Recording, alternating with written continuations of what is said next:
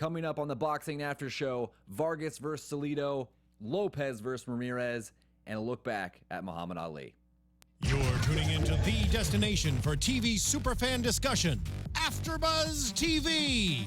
And now, let the buzz begin. Classic Deftones. Your favorite. Andrea's favorite. She picked it. Not me. It's Deftones. All her. What's up, everyone? I feel like it's been way too long. Yes, it has. We have been reunited. I know. I'm back. She's Hi. back. Andrea's back. I am back. Of course, this is the AfterBuzz TV Boxing After Show. I am Jared Gilkerson. That's at Gilkerson Radio on Twitter for all your lovely boxing news. I was a tweeting madman last night. Yeah. And Andrea, where can everyone find you? You guys can find me at Andy Fasano. I'm talking all things boxing. And then also, I have a Mets after show, a wrap-up show that we'll be doing actually right after this show. So you guys can tune into that. And like I said, follow me on Twitter and Instagram at Andy Fasano. Is that with the Christian Blatt? It is with the Christian Blatt. He's awesome, right? Yes, you know, Christian and myself on the Tomorrow Show, behind the scenes.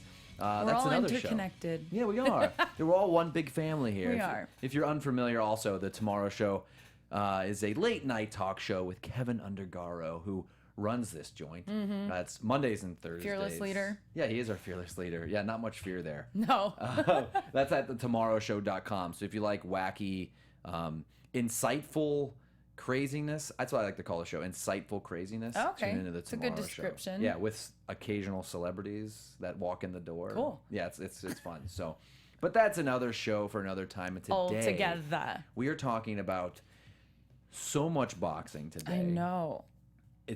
We just got done watching Salido versus Vargas at the StubHub Center last night in Carson, California. I had the opportunity to represent AfterBuzz there last night, and if you, the viewing public, have not been to Carson StubHub Center for a fight, it's one of the best places for a fight. 8,000 people. Crazy. Craziness. You were just asking me what the atmosphere was Yeah, like. I was dying to know because, I haven't been to any of those places out here.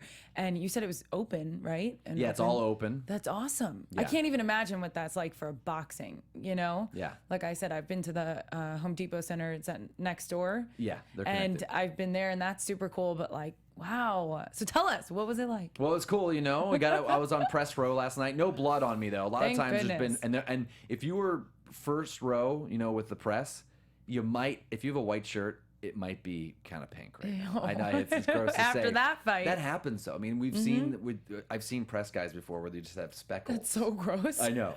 But this fight would have had And they're probably plenty. not even paying attention because they're just like watching and like, Just, the the writing judges stuff are down. just, Yeah. I would guess like whoever the promotion is like has to give the judges like a tuxedo or a suit or a business suit for the female judges like every time. Like I'm not paying for dry cleaning for blood. I know. Imagine what the dry cleaners would think. No, right. Where Every were time. you last night? Really, this is What a were you consistent doing? basis of blood on your outfits. But it was great. They pack that place and they do it right. So when you have a card in at a boxing venue, they usually have fights anywhere from like 2 p.m. Yeah. And then those fights didn't end last night until 9:30 or so. And then people hang around. So you're talking over 7 hours of if you want to go for Just the being whole in that time. venue. Yeah, it's insane. So for the first half of the day or more, it's in the daylight. And it's a really cool vibe. Yeah. The best time is right when the sun just starts to go down. And then you have a few fights during Twilight. that time. Yeah, the twilight. The I can magic imagine hour. that. Yeah.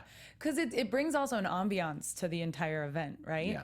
Oh, yeah, that's it so really cool. does. And a lot of times with indoor venues, you'll hear that, it's louder because it's indoors and sound can't escape. Well, this place is so tiny, it's 8,000 people. It got loud. I mean, Really? it got loud. This fight's going to be a Fight of the Year candidate. And if you watched last night, like we did today, it's up there. Yeah. It's definitely you the heard best fight. the announcers like screaming into their microphones. So, yeah, I mean, it sounded plenty loud to me. Yeah, classic Jim Lampley. Bang, bang, bang. Like that's just... He cracks me He's up. an emotional roller coaster. But that's why we love Jim Lampley. I love Jim Lampley as an announcer. A lot of boxing fans love him. And ever since I was a kid, he's been the same guy at HBO doing fights. And you don't get that in a lot of sports. We've talked about that before. He's very passionate. He's so passionate, and boxing's like this small fraternity. You feel like it's something special happening. Yeah.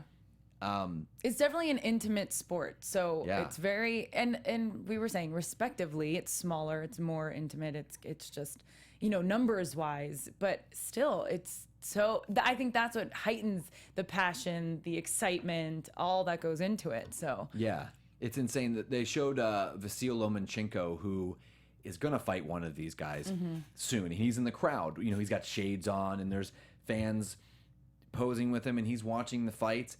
But you don't get that in any other sport. It's not like when Tom Brady and Peyton Manning were both playing. Like, it wasn't like Tom Brady had a game and Peyton Manning was in the crowd like, I'm going to get you next time. Right. It's like this drama. It doesn't exist anywhere. You don't see LeBron James, like, watching Kevin Durant be like, okay, like, in the with shades. Because they all have gains at the same time. But yes. This boxing is so special. You can build up this drama over months or years in some cases. And then that doesn't even match the drama that's in the ring, especially from last night. So let's dive into this fight. Yeah, we've got to talk about this fight. No, I think that's a huge, because I come from a very big team sports world. Yep. So I just think that's a really good point before we dive into this. That's absolutely, and that's why when we talk about Muhammad Ali a little later, that's something I definitely want to bring up about him and his stature in that world because of it being a solo sport. So more to talk about that in a little bit. I love it. Love the teasers. Yes. We could jump into this fight. I have like notes upon notes because I watched the fight live and then we watched it together with the broadcast. I want to know, did you score it the same way? Yeah. You did. Round by round, same way. You know it. You were there. I know. I had a feeling about halfway through, I go, God, I think I'm going to score this the same way. Because you think you're going to see different angles. Right. And there are a few rounds that were maybe a little closer than I thought. But we can get to it right now. But that's okay. I think that's good. But I just think you guys, like, I want to clap it up for you for even taking the time to do it twice. That's awesome. I would admit to total commitment. I would admit to if I was like, I just missed those. Right. I missed those shots last night. I didn't see it. And we have to always remember the judges are seeing kind of what we saw ringside. Right. So when they're seeing there's slow-mo replays. There's not even a Titantron there. There's no replays. It's a small venue. So the judges aren't supposed to look at that anyway. So they can't hear anything. And so I understand. And some people were upset at the cards, but so we'll step into this fight. Okay. It's they're super featherweights, or like some people call junior lightweights. I like calling the supers. It just sounds better. 130 pounders, Francisco Vargas, Orlando Salido. So Francisco Vargas was in the fight of the year last year against Takashi Miura, who we saw highlights from before the fight. Which says tons about who he is as a fighter. Yeah. Right? To be in now what may be the second fight of the year. That's incredible. Yeah. So. Yeah. He's his selling point, and he's still undefeated. So Max Kellerman made a point saying these types of fighters at the end of the fight, saying that these kind of guys they sell because they are promised action fighters. They're not going to sell if they face someone else who's just an average fighter and they're going to beat them up. And it's kind of sad because you want to see these guys take a break after a fight like that last night. But you don't really. You don't. You don't really care. It's not like Floyd Mayweather where he's an amazing tactician and people want to see him lose, but he's an amazing fighter and he's going to make people look bad. These guys are just it's like Gotti Ward and it's just a war. Sometimes in the middle of the fight you go, oh my God, like these guys aren't going to be the same after this, and it's a double-edged sword because once they're making money doing it, but it could be over quickly because guys like that could fizzle out. And I'm glad you said that because it reminded me, one of the announcers said during the fight that it's one of those fights, specifically the one last night, that you look at and you sometimes, even me, I was thinking about $1 Million Baby as I'm watching it. And I'm like, I wonder, because I'm tough and I like to take out that aggression. No, but also like I like to learn a sport. And if you're in it, like you want to be the best at it, obviously. And so I think about that and I'm like, I really like kickboxing and stuff whenever I've done that, or whenever I've done a boxing video. I still have to show you the boxing video I did back in the day with the guy who actually he coached Ali and what's her name from $1 Million Baby. Side note, total side note. Was it Angela Have I Dundee? mentioned that to you before? Let's talk about From Gleason's Gym. No, in Brooklyn? I think maybe okay. briefly. I don't know how I didn't bring this up to you We before. should put the video on the YouTube. Next time, yes, right? For sure. So I think about that, and one of the guys said in the middle of this fight, you do think about that, and you try to imagine being one of these guys, and like, oh, sometimes I want to do that, and then you see a fight like this, and you're like, no, I don't want that. And a lot of fighters don't ever want to have a fight like this because it's so much. It's a shame because the sport, someone like Floyd Mayweather, who's brilliant marketing, brilliant fighter, but someone like Salido or Vargas, in my opinion, I would rather watch casually. Yeah. But they'll never make as much money because they're just. I mean, Mayweather's on a different platform, but yeah, it's just a shame. But I'm hoping maybe they can just make like a super pay-per-view and just saying like just call it like action pay-per-view, and you just know that all these guys have 10 losses, 13 losses, 8 draws. And you just put them on a big pay-per-view card. That would sell. I would sell. So let's talk HBO. We'll talk about the ideas. But let's roll some highlights from last night, and we'll do the best we can to talk about what's happening. So as you can see, live at the StubHub Center in Carson, California. I love it. Love the T-shirt. Such a fun venue and a very short ring walk. Good. So what did you think? We're looking at like opening rounds here, Andrea. Round 1 was actually the slowest round. But, yes. And we're probably looking. I mean, right off the bat, this is how every round started. Right back in the phone booth, like the announcers were saying. But what were your impressions in the first, 3 or 4 rounds of the fight? Well, the first round specifically, we were watching it, and it was a slow roll, but it escalated quickly into what they described as just. This is the fight. Like, these guys are going at it. They are wasting no time, and they did this throughout the 12 rounds. Yeah, it was. And then right off the bat, you can see if you're watching with us on YouTube, you can see Vargas got cut very early, and he had similar cuts against Takashi Miura last year. So that was worrisome at the beginning. They didn't breathe is the whole point. They didn't breathe at all, and there wasn't a lot of footwork around, or they said not a lot of defense and no jabs. There was kind of a jab right there, but I had it similarly. I know that you and we can discuss our scorecards as we watch this. Yeah, I had scored the fight 115 so good. to 113 for I'm Salido. glad you got to go to this. I'm sorry. This is insane. I'm really happy for you. Yeah, this was a good fight. Yeah, there was ebbs and flows of this fight, and the way I kind of sectioned this fight off, as you watch more highlights of just You can't tell half the time who is winning these rounds, but Salido owned the body. As we found out later on, that he landed 148 punches to Francisco Vargas's body, but then Salido got tagged on the head 309 times, and there's one of them right there. That's insane. And as we hear from the great Michael Buffer, it was a draw. So the final judges' scorecards was 115-113 for Vargas, and 2 judges 114-114, so it's a majority draw. I had it 115-113 for Salido. And Andrea, what did you have? After watching this today, I had 115-113 Vargas. And we were sitting next to each other. I loved his face as soon as I told Jared. He was like so giddy that we split that 1-1. I've read a few articles today, and some people are saying it. Salido got robbed, and I'm like, no. Really? We've seen robberies. Oh, yeah. We've seen bad decisions. This was not a bad decision. No, I think the actual decision was the right one. Yes. I don't know if that's, if that's what, obviously people don't like that, but I think it is. I think, wouldn't you want to see them fight again? Oh, hell yeah. Right?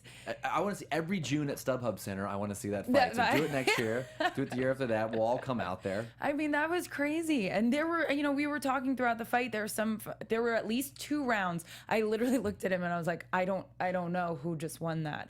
I determined it based on what I think, you should score a round on. But yeah, that's what I came out with. And I was pretty proud of myself for that being with the...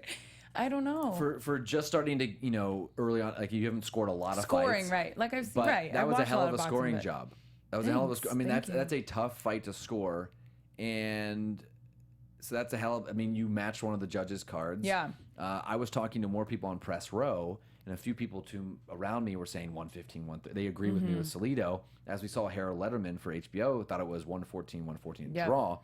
and then we saw one of the judges with your score. I didn't see It's just so anything close. more than that, though. No. So I haven't heard anyone say more than, either 6 rounds to 6 or 7 rounds to 5 either way. Yep. So nothing was 8 rounds to 4. So you cannot call that a robbery. No, not at all. No. And, one of the highlights or something that I really saw happening in this fight was Vargas really landing. And this is, I don't know, people might call me out on this because I really saw a lot of combinations. Sometimes you just see, like you said, in the phone booth, they're just like going at it. Like the punches are just being flown. But I really saw him trying to work those combinations, and being that tight and close to another person's body, it's hard to do that. And like we mentioned, not a lot of jabs being thrown. But, he really tried to get like a jab, and then a cross and an uppercut. Like he tried to really put them together. And Salido did a good job of that too. But I just thought Vargas, visually, you could see him doing it a lot better. And so I don't know. I thought, I'm not saying he won. I mean, according to me, he did. But a very, very close fight and really exciting. Oh my God. Yeah. I mean, this is they say early fight of the year candidate, but we're halfway through the year. So this is a definite fight of the year. And in my opinion, and I believe your opinion so far, that we've seen. And this is boxing. Like this is like they called it Mexican boxing. This is a form of boxing. Right, exactly. That's what I was going to say. I like when it's like the hard punches and like that heavyweight, fight. But these guys, it is a form, but that's what's so special about it, that there are different ways that you could go about this, but at least it's not, one guy's killing the other guy and it's just a shit show. Like, this was awesome. This is the kind of boxing that will bring in casual fans. Mm-hmm. Yes. There were passionate fans there last night. I'm sure there were plenty of casual fans as well. But this is the kind of boxing that brings in casual people and diehards like myself, and hopefully you very soon. It's coming. I can see the gleam in your eye that it's happening, that you appreciate Mayweather. Pacquiao was an action fighter like this for a long time, but better defensively. You appreciate different forms of the sport. Yeah. But this is definitely the one across the board where most people will appreciate. And so hopefully we keep seeing these two guys plenty more. I mean, I know Salido's near the end. He's getting up there. He's about 35 years old. But you touched on what you saw during the fight. And what I saw was, I thought Salido's punches, they seemed to be more effective. Yeah. I thought they packed a little bit more of a punch, and I saw him backing up. He was sitting on the ropes a lot, which can be deceptive, because when you see someone sit on the ropes, literally I saw him sitting on the ropes. Did. I know. In his corner a lot. So it made me wonder if his corner wanted him to be in his corner and getting instructions from people. He was in his corner a lot, sitting. Right. But that was deceptive, because he was actually pretty comfortable on the ropes. He was. So I thought, right, it's not like he was getting brutalized. It's like, no, not at all. He would take a shot. Cornered. Yeah. Half my notes are, how long can they keep this up? Mm-hmm. It's just Vargas was light on his feet, controlled round. Next round was, as soon as you think one guy tires, he comes back. Yeah. One of my notes was round 5, it smells. I think both fighters will fail a drug test. It is an outdoor arena, everyone. So you will get some certain smells that would come up. And this is not a PED drug test. This would be for something else. So, I'm really shocked that after that round where Vargas only landed like 11 punches, that he came back the way he did. Yeah, and I believe that that was round 8, where it looked like he might be fading. Yep. He comes back, and on my card, I had him winning the next 2, and then I had him losing the last 2. I don't know how you had it, but I had the fight even after 10, and so many people had it right there, even after 10. Let's see what the last 2 rounds are. So it's insane. And then our little numbers break here is the total punches was 386 of 1184 for Vargas, which is 33%, and 328 of 939 for Salido, which is 35%. Funny thing is, Salido threw 100, just over 100 shots that weren't power shots. That's insane. So he threw, I don't know, that's a jab or that's a straight. That's not considered a power shot. He is the lowest percentage that Jim Lampley said of any important fighter, any relevant fighter. That's the lowest percentage consistently of non-power shots. I mean, that's how you know this guy is gonna just have a close fight and slug it out every time. I just felt bad for him. I saw him backstage with his kid, and he was like Really? waiting for his car. Aw. And I just felt bad because I'm like, well, if you're gonna get a draw, can one judge just can you and I be the Be judges? in your favor, Yeah. right? Exactly. And it's and you see someone spill their guts literally. Yes, and especially in that last round. Yes. I got nervous because I didn't get nervous. I got excited. I got anxious because I kept asking you, oh, is there a knockout? Is there a knockout? And I thought when he went after it, I was like, oh, he might knock him out. But a few times that happened throughout the whole fight. But in that round, that's it too. For this fight specifically to be one of the better ones and possibly one of the best this year is because, we've seen a couple of fights where these guys just try and like get through the 12. They don't really try and go after the knockout, or maybe they can't in certain fights we've watched. But these guys, they were going after it. Those, here and there, but definitely in that last round. Oh, they were spent. And Absolutely. Max said the same thing you were saying. But they still went for it, Yeah. So, They awesome. put everything in the 12th round. Yeah. Every round. That's the one fight, except for round one. I think every round looked like a 12th round, and then it wears you out as a viewer. Yeah. And if you watch it twice, it especially does. I can imagine. So we move on from these two, and like I said earlier, Vasily. That's the way that Jim Lampley says it. Vasily Lomachenko was in the crowd. And there's all these possibilities of who could fight who. And Vargas is the 130-pound champ. I don't know where you go because Vargas is on this little bit of a slope right now. He's had 2 brutal fights in a row, but now he's become kind of a star. Mm-hmm. And he could become a guy who is just in these brutal fights and wins and loses and wins and loses, but he's still undefeated. So he has a chance to become a star for a long period of time. But if his eyes keep getting torn up like they were, Yeah. it's trouble. I've seen fighters, they just fall off the map because they get cut every fight and they have to stop it. He needs to be careful and might have to take a little time off. But I could easily see a second fight with Takashi Miura from the fight of the year last year. Another fight with Salido. My dream fight would be Leo Santa Cruz, who's contracted to Showtime.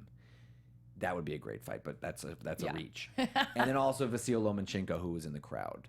It's fun now because now you're seeing a lot of possibilities with the guys that are 126, 130, 134. Right. And it's fun because it's not just welterweights and middleweights. It's crazy. And I think boxing is starting to peak with a ton of different weight classes. So there's a lot of possibilities there. And with Salido, definitely another Vargas fight. Lomachenko, because he beat Lomachenko before, so he wants revenge for that fight. And then I also just threw in Santa Cruz. If Leo wants to sign with HBO, we'd love to see that. Or vice versa with Showtime. So, did you have any final thoughts on that fight, Andrea? What? It was awesome. I did like the fact that here's the thing. Like you said, you wish Salido actually had somebody, score him as the winner.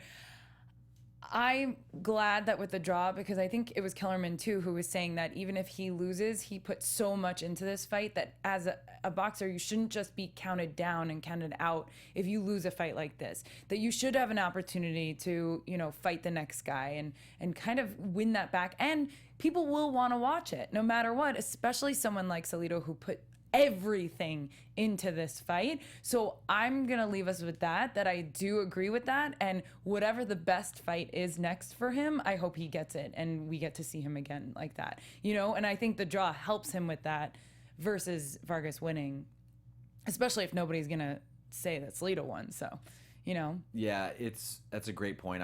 I forgot that Max and Roy both talked about that point. Roy Jones, I freaking love him. He's great. He's listening to the way he talks about it, I die. Yeah, they go in the 9th round. I think Max said, I think Vargas is trying to figure out something with Salido, and Roy said, well, it's the 9th round. You better already know. Had it figured out before going into the fight, before round 1. Yeah, you better know, or at least in the first half of the fight. Yeah. And so these trio announcers are very good.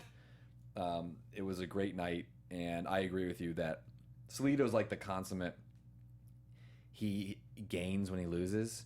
He's like the ultimate B+ fighter. He's won a title a few times, but he'll give any great fighter or good fighter a hell of a fight all night. And you don't get a lot of those fighters. And so I think this is a guy that's going to be on HBO whenever he wants to be on, as long as they pair him up with someone that's, that also likes to throw bombs. So, or anyone in the top 10. It's like, oh, Orlando Salido. His name's always floated around there. But that's great. I mean, wouldn't you He be should. happy with a career like that? Yes. Like HBO wanting you on? Yes. But Okay. man, every 5-6 months, God, It's a lot. taking 309 punches to the head. can't. Just to the head. No. So His poor wife.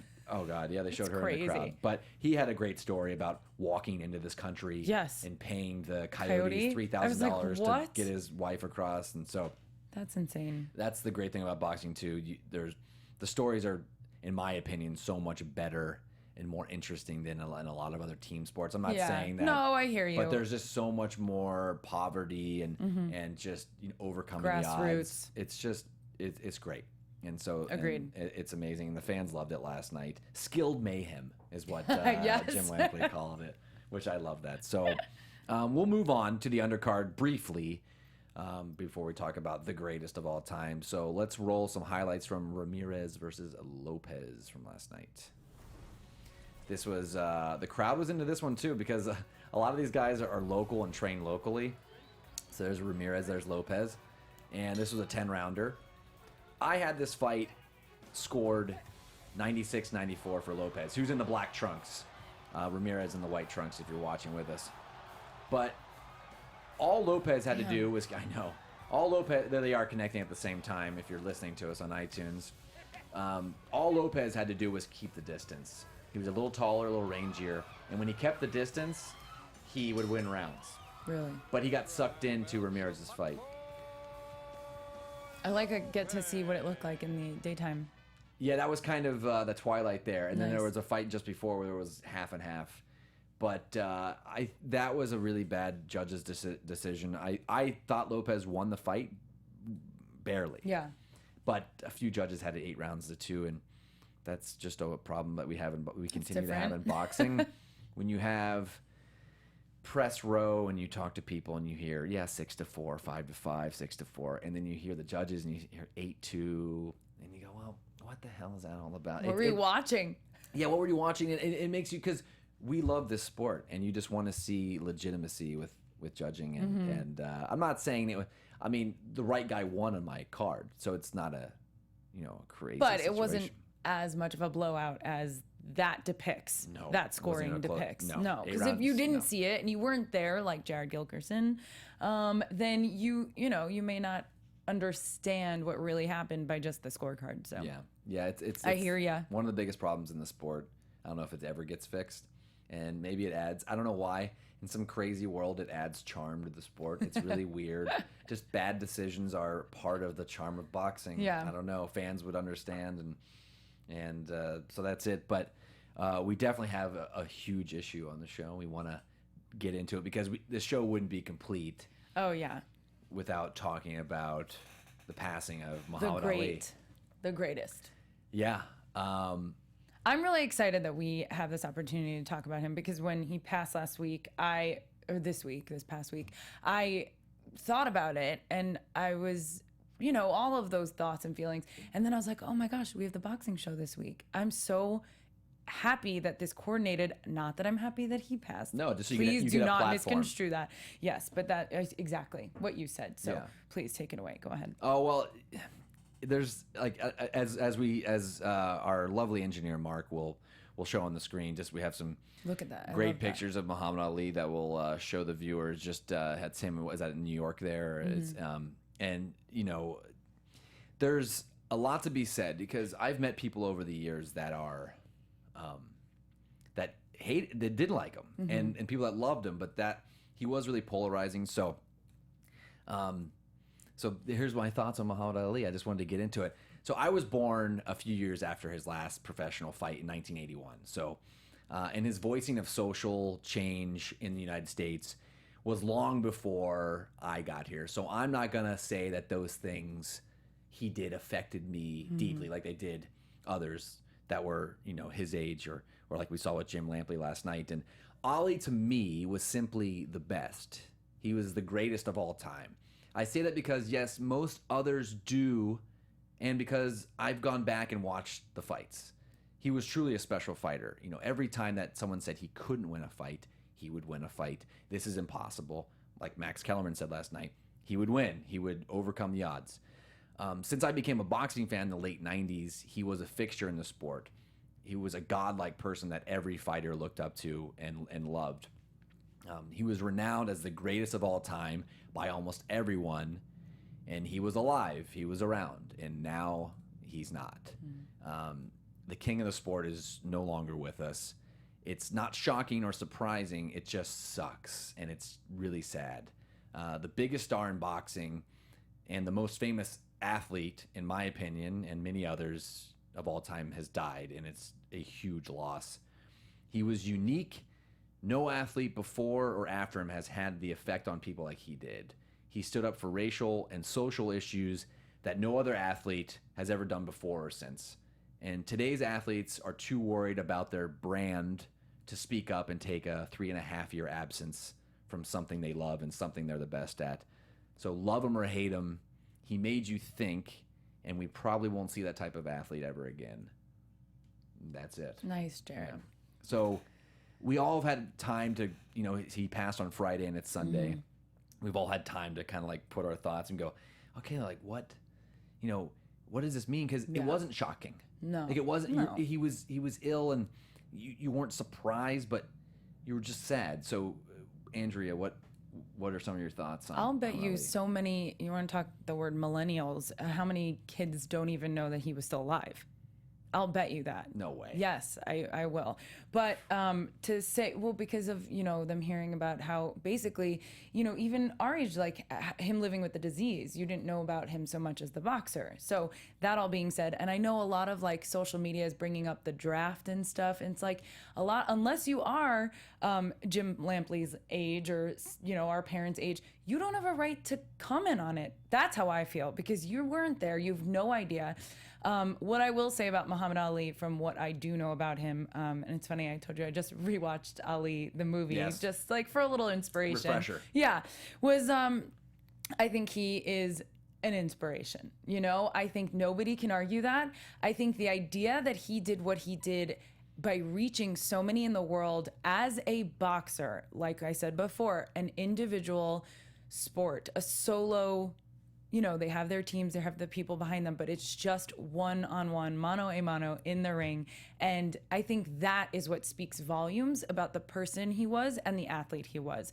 Anybody else who's part of a team or, like you said, is out there in these sports nowadays, there's so much money behind it that's really what drives it. And we often talk about that with HBO and Showtime for boxing specifically. But I think back then, he, even if he said something that might have been a flip of the switch, like this is his reaction, you can't say he didn't stand by it. He stood by his beliefs. He stood by what he thought that he was just being true to himself. He said a lot. I'm my own man. You do not run me. And I agree with that as well. And I just thought that was really motivating if you take anything from the kind of person he was, and inspirational. And he also didn't aim to hurt anybody else. You know what I mean? He never tried, obviously aside from in the ring, but that's just to win and be the greatest. But, outside of that, it's not like that was his motive. He just wanted you to know, this is who I am and let me be who I am. And I think that inspiration is the perfect word for him. And he will be missed by many. He reached people across platforms, athletes across platforms, and just people worldwide. So he was special. There's no doubt about that. I have a big question for you, because you said you don't think we'll see another athlete like that, but do you think there is a chance of somebody that's alive right now and in the media right now that could be the next Muhammad Ali? No. No. It was a situation of timing as well. There are big social issues, but there is not something as big that was happening in the late 60s. At the time, right. And so it's not the fault completely of the athlete. I mean, I'm not going to fault an athlete for wanting to play and not. Right. But this was just perfect timing, and he was a different kind of person. So in his mid-20s. I agree. Takes a break. That's a good answer. Who knows, like, on a level that would even relate to what he did or who he was, right? With these days where you can put a tweet out as to your beliefs, and then if your PR team likes it or not, you retract it or you leave it out there, and then it's forgotten amongst a sea of social media. So who knows these days? Yeah. But he was who he was. I'm glad that, I obviously didn't know him. You didn't know him, but like we knew about him. And I think that's what makes our lives special. And so, it's sad. Yeah. It's a passing. It really sucks for everyone and boxing fans. But it's a part of history. And that's what's so awesome. Yeah. He's a part of history. Watch the 8-minute piece that HBO did Yeah, after that was the great. fights on Saturday. It was great. It was narrated by the great now his name's blanking, Liev Schreiber. That's who it was? Yeah, he does I them was all. trying to picture that. Yes, he's perfect. He's great piece. And just last thought, because I wanted to circle back, was Max Kellerman putting a bow on this whole thing last night, saying all of this wouldn't have been possible, because we're boxing fans, all of this wouldn't have been possible, him being a large voice socially, politically, the Vietnam War and everything, was that he was an amazing fighter. Mm-hmm. He overcame every odd in the ring, every obstacle in the ring. He overcame that. You're going to lose against Foreman. You're going to lose against Liston. You're going to lose against Frazier. And he would win. So he overcame that in the ring, and then that gave him that platform to become the person he was. So, we say so much about him socially, and you're going, oh, yeah. He was an amazing fighter. Yeah, He's an amazing exactly. boxer, amazing athlete. And do you know, I don't know if this is going to stir controversy, but he was married 4 times. I did not know that. Okay. That's crazy. And that's not like crazy. Like I looked it up because of how actually watching the movie reminded me of that fact. And so it's like, listen, he even said, about him being Muslim and his religion and practicing it, and how they said that he wasn't allowed to practice the religion. And he was like, I never stopped. But, he even said he wasn't the most faithful man the way that he should have been like that. And so even criticizing, religiously, or I don't know, what would you call someone who was married 4 times? Like, who knows? You don't know someone's life. And I think people criticize everybody and scrutinize. It's not your life. You know what I mean? So we can say what we can about what we knew of him publicly, and that's why everybody, I think, loved him, because that's what they knew about him, But Best thing is we have a show and we can talk about it. there you go. So it's an open forum. I would love to hear what Everybody's thoughts. the listeners and the viewers sure. of our show, who we love, who I've had a lot of interaction with this past week, just through Twitter and Instagram, and just a lot of things that were said about Ali, and it's sparked a lot of conversation, which is great. And hopefully people listen during conversations with this, what people have struggled to do, listen and be open to changing your mind. But I would love to know, if you're listening or watching, what you thought of Muhammad Ali in his career. Let us know on Twitter or the YouTube comments. And I just love to hear what people, and also as a boxing fan, what you thought his best fight was, or his greatest win. Ooh, that's a good one. So just what you thought of his career in general. So we'd love to hear your thoughts. Also the thoughts from the fights on Saturday. And, that puts a bow on it. So Yeah, it does. we lost we lost the greatest, and it's terrible. So, but it's weird. It's just weird because everyone's reacting to it like, oh my God. I mean, it's the king of the sport. He just passed away. It's a weird feeling. It was a mainstay, and now he's gone. So it sucks. But there's been a lot of digress. weird deaths like that this year. Not saying that his death is well, weird, but do you know what I mean? So yeah. it's for each their own, and your whatever genre you support and love, and Hopefully we're done. 2016 should just be it just should be wrapped up in that capacity. But we are done here. Yes, we are. And we will be in again next week. There's a double card. There's a Showtime and HBO. And I don't have the names in front of me. I believe it's Rocky Martinez versus Vasily Lomachenko, and then also Ruslan Provodnikov. So a lot more action fighters next week that we'll go over. But until then, Andrea, where can everyone find you online? Twitter, Instagram? On everything, you guys, everything from Periscope to Twitter and Instagram. You can follow me at Andy Fasano, and definitely get involved in the conversation. You can hashtag us at ABTV Boxing. Thank you so much for watching. And the Mets show. And the Mets show, which is right. Thank you. Next after this, that's ABTV Mets, or at ABTV Mets, and at Andy Fasano too. Yeah, be sure to watch it, everyone. It's Thanks. a good show. It's a great show. We're diving into all kinds of sports now here at AfterBuzz.